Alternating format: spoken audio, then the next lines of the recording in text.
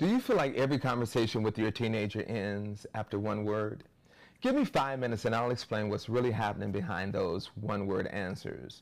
More importantly, I'll share 3 simple steps that you can start using today to help turn those one-word answers into a real conversation. I've created a free resource called the One Word Answer Decoder. If you'd like a copy, just comment "find" below and I'll send it to you absolutely free. No email or no signing up required. My name is Curtis and I spent 20 years teaching teenagers in Chicago public schools. I also have 6 children of my own. Those 2 experiences taught me lessons that I wish I had known before my oldest child became a teenager. For every video that I create, I'll give you one practical idea that you can use as soon as the video ends. My goal is simple. I want to help as many parents as possible reconnect with their teenagers before that distance becomes regret. As a teacher, I had parents ask me all the time to talk to their teens, more times than I could count. One day during a report card pickup, a mother stopped me in the hallway and said, "Mr. Hill, I need your help. I'm 30 and Alonzo is 15. I can't talk to him anymore. He only listens to you." She wasn't asking me to help him with her grades. She wanted me to help her reconnect with her son. A few days later, Alonzo and I were in the gymnasium shooting basketball. I wasn't interviewing him. We were just shooting hoops, and that's when he started talking. There was no pressure. There was no expectation that every answer had to be the right one. He discussed some challenges that he was having with his mom, and of course, he thought she was overreacting. When we were finished, I looked at him and said, "No matter what's going on, keep the lines of communication open with your mom." Years had passed, and I'd honestly forgotten about that conversation until one day I came across Alonzo on social media. He was 30, and he and his mom were all hugs, smiles, and kisses at his child's birthday party. Seeing that they were still connected reminded me why keeping the lines of communication open matters so much. So, you might want to write this down. The most honest and candid conversations you can have with your teenagers are usually the ones that aren't planned. Sometimes they happen when you're side by side and not face to face. Like most parents, we assume that one-word answers means that something is wrong.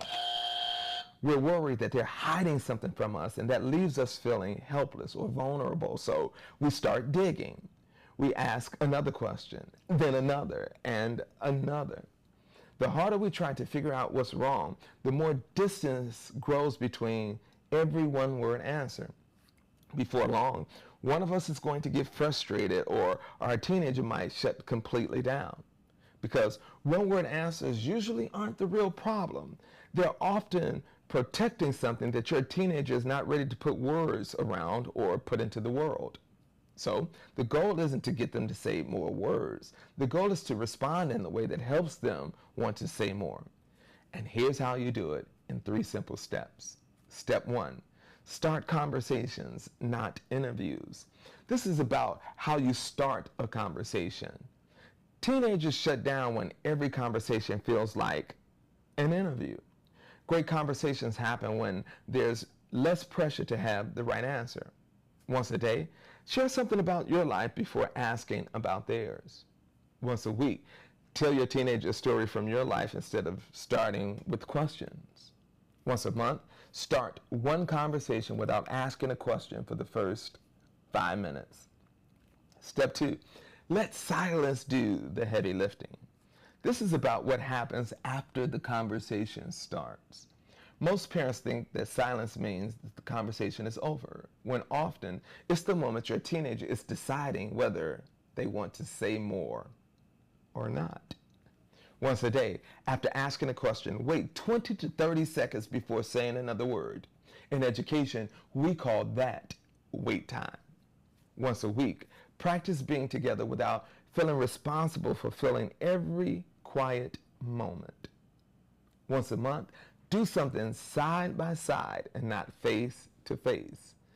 Take a walk, play a video game, cook a meal together, go shopping. Teenagers find it very easy to talk when the conversation is not the main event. Step 3, make their last conversation worth their next one. Every time your teenager gives you more than a one-word answer, they're giving you an opportunity. So don't rush it. Don't fix it. Don't teach it. And don't try to solve it. First, show them that it was worth sharing.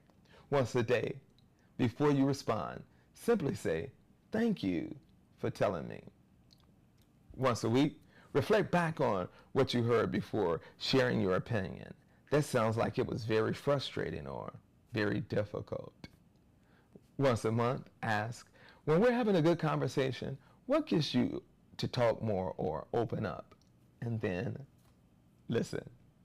One-word answers don't usually change because parents find better questions. They change because parents create better conversations. When you stop turning conversations into interviews, give silence the room to work, and make every honest conversation worth the next one, you'll often discover that your teenager had more to say all along. If you'd like a copy of the One Word Answer Decoder, comment and find below, and I'll send it to you free.